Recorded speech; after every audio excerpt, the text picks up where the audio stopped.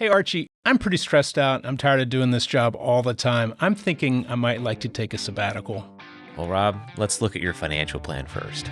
I'm Archie Hoxton. And I'm Rob Hoxton. And this is Last Paycheck, weekly wisdom to help you retire and stay that way. Welcome back to the Last Paycheck podcast, brought to you by Hoxton Planning and Management. We're your hosts, CFP professionals Archie Hoxton and Rob Hoxton.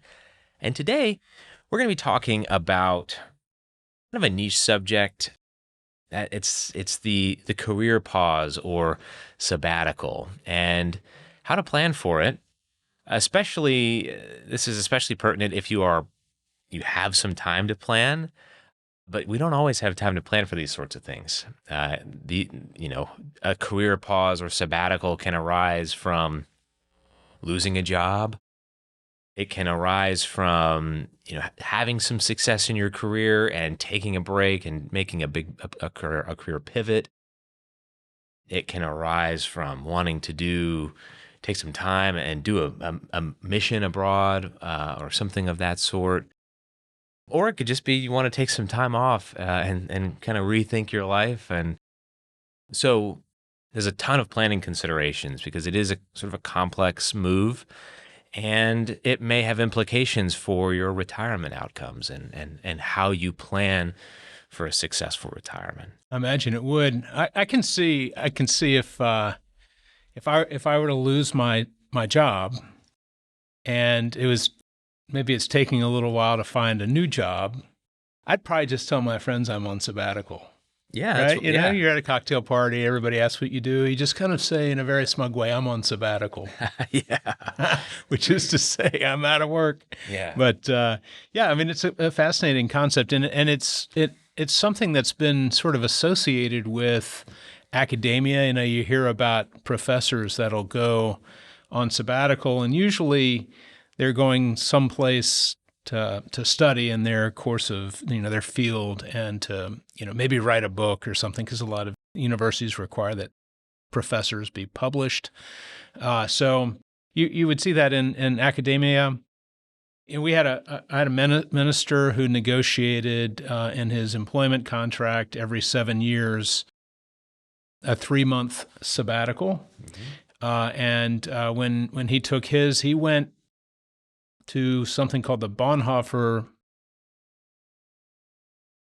Center or something like that in Germany, and studied. He was a big fan of Dietrich Bonhoeffer, who died during World War II. He was a minister and resisted the Nazis and everything. So he was really interested in that. And so he spent 3 months, doing some fun stuff, he and his wife, but also studying and adding to his credentials as a minister. So yeah. It's a pretty cool concept. If you're close to retirement and you want to take a sabbatical, you might come back and your job may not be waiting for you. So you got to plan. There's big considerations with it. Yeah. But, negotiating can be a big part of that planning process. If you are, maybe you're not an academic or a minister, maybe you work in the corporate world or in small business or something like that, you'll want to figure out how you're going to have that job back or plan for your next career move. So yeah, and there are lots of reasons to do it. I mean, 33 years for me now in the same job,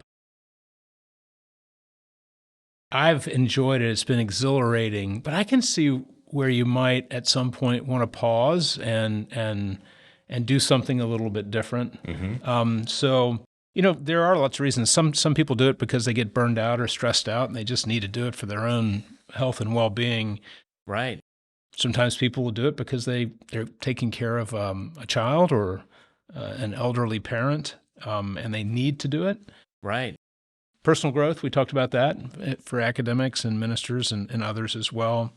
Going back to school could be another. Go back to school. You're making a sort of a career change. Yeah, career change. You're like, okay, well, I've been doing this, and I don't really want to be doing this for the next 20 years of my life. So I'm just going to take a pause and figure out what I want to be when I grow up. Right. Right. So that's another great reason for potentially considering a sabbatical. But there are lots of considerations for sure. You could be someone who worked really hard and had a really high paying job, and you've accumulated a lot, but you're really, really tired and burned out, and you want to do something that maybe you find more meaningful. So you take that pause, you get the new skill, and maybe it doesn't pay anywhere near what you were making, but you've factored into your financial plan that you don't need to earn that much money anymore. And you can go do that. A different line of work that maybe doesn't pay very well. So, and there's so many interesting reasons, but the planning part is important. And even if this is sort of an unplanned thing, there's still some important considerations that you need to make and plan for. The first is the time frame. This is probably the most important piece. You don't want to kind of go into it and not know how long you're going to be there, because all of a sudden time just goes right on by. So, is it going to be a month, 3 months, 6 months? Is it going to be a year? Is it going to be longer? That's the first thing, because that's where you can really start to actually make concrete financial actions and test out how going without income or with a different income for that period of time will affect the long-term outcomes. Yeah, I mean, this is a perfect case, sort of opportunity for financial planning, because there are so many contributing factors to this. Not only will you not have a paycheck for a period of time, most likely, unless you negotiated a paid sabbatical, you won't have a paycheck, but it's going to have an impact on, for that period of time, you're not actually saving for retirement, most likely anymore.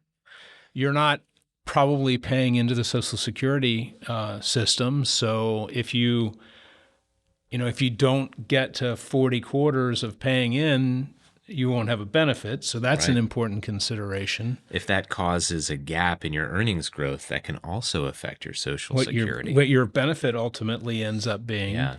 It will most likely affect the age at which you can stop working for a paycheck. So there are, another one is you're probably not going to have access to the health insurance program that you may have had through your employer either. So where are you going to get the health insurance for that period of time? You do not want to go bare without insurance when you're on a sabbatical, particularly if you're traveling abroad. Right. So you can get, there's options, but you need to know them and understand them and estimate those costs. Because, if you're another type of insurance you might lose is if you have life insurance through your company. You don't want to go without life insurance either. So there's the cost of your living expenses and just your lifestyle. Are you gonna scale it back? Are you gonna maintain the same? Are you gonna expand it?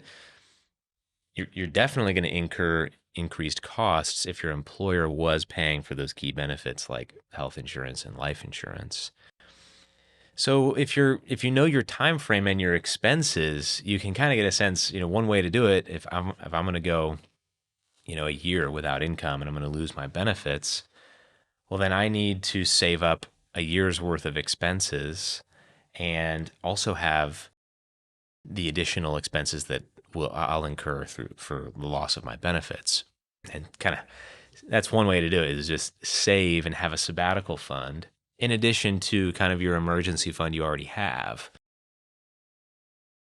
And so that way you've basically just replaced your income. That's one way to do it. That probably takes a lot of advanced planning, a lot of planning way ahead of time. Because that can take a while. Yeah, and this is a great, if you have a really great financial planner, they are going to help you find your blind spots. Right. What you don't want to do is quit your job or go out on sabbatical and sort of get to this point of no return and then go, oh, you know what? I didn't think about that. Right. Or I didn't think about this. So this is a perfect opportunity if you have a financial planner that does financial planning, not just sells you investments or insurance. They can help you really noodle through this and and puzzle it out to get, a really great plan that you can then really enjoy and not worry while you're on the sabbatical. Right. Right? Yeah, and if if you have a good financial plan and you know what your wiggle room looks like, you can say, well, what if I hit my savings during this period and I don't have income? And in addition to that, what if I don't make any contributions? Also, what if I'm actually spending more now than I would have been when I was working for various reasons? Whether maybe you're traveling around and plus the insurance and benefits that you're replacing. Does that mean I have to work longer? Does that mean I have to tighten the belt when I go back to work and save more? Does that mean I have to spend a little less when I retire? Or is there no impact? Have I built a retirement surplus and I can kind of draw on that a little bit early for this period of my life that's, important.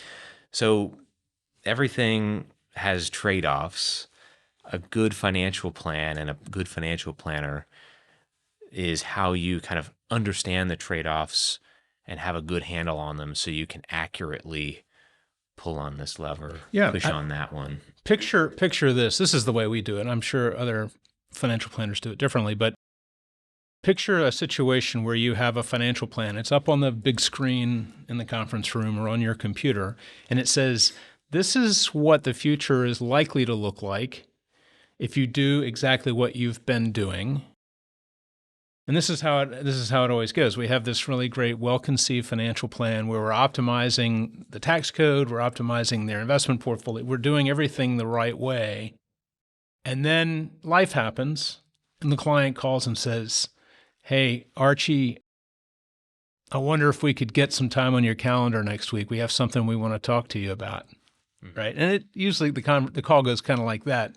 They come in and they say, Archie, I just want to know, what would it look like in comparison to our existing plan if we did this? Mm-hmm. And then, the planner will ask probing questions to try to really make concrete what their vision is, which they may not have really articulated it completely. They just have this idea. I wonder if it's possible. And then on the big screen, you see, here's your current plan. Here's what the plan looks like if you decide to do this. Does it work or doesn't it? And if it doesn't work, what levers can you pull in your financial and personal life to get to the point where you don't have to worry about running out of money when you're 92 years old? Right. So that kind of modeling is something a financial planner will do for you if they are truly a financial planner. And so I would encourage our viewers and listeners to sort of think in a big way about what their life can look like, and then use financial planning to be able to, will it into existence. Yeah. Right? You only get one shot at this. Right. And you don't want to go in kind of blind because there are so many ways to make mistakes. If you go in and you've got a 6-month sabbatical plan and a 6-month emergency fund and you just burn through your emergency fund, you're starting the next stage of your career with no emergency fund and anything can happen.